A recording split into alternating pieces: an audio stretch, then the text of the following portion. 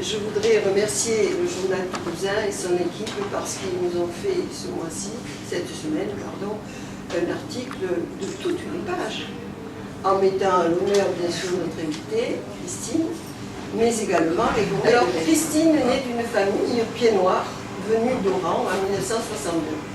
Toulousaine, très jeune, dès l'âge de 6 ans, elle a des apparitions de sa maman, partie dans l'au-delà, alors qu'elle n'avait que 2 ans et demi. Élevée par sa grand-mère, qu'elle considère être sa maman, de ces 2 mamans, elle détient un don étrange. Elle voit ce que les autres ne voient pas.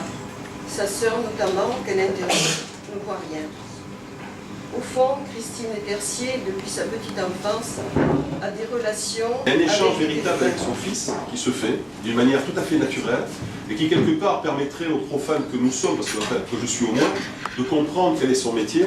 Et en même temps, pour ceux qui ont envie d'aller un peu plus loin, il y a des éclaircissements importants qui permettent véritablement de comprendre ce qu'elle apporte, ce qu'elle donne. Voilà. Et donc ce livre-là est une unité quelque part parfaite et qui permet véritablement à chacun de véritablement comprendre ce qu'est ce métier.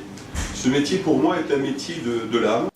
La médiumnité est présentée comme une faculté humaine qui permet d'être relié avec l'au-delà et de pouvoir communiquer avec les défunts.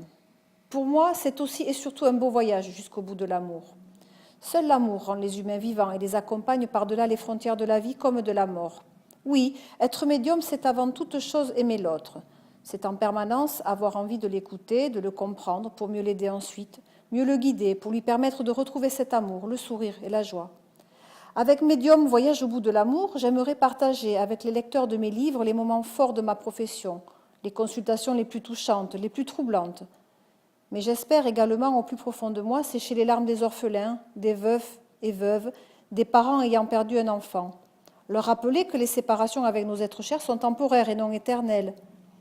Oui, j'espère les convaincre qu'il existe un après lumineux, où tout est amour et joie, que nos défunts sont toujours là parmi nous, avec nous, pour nous aider et nous guider, notamment dans nos choix de vie.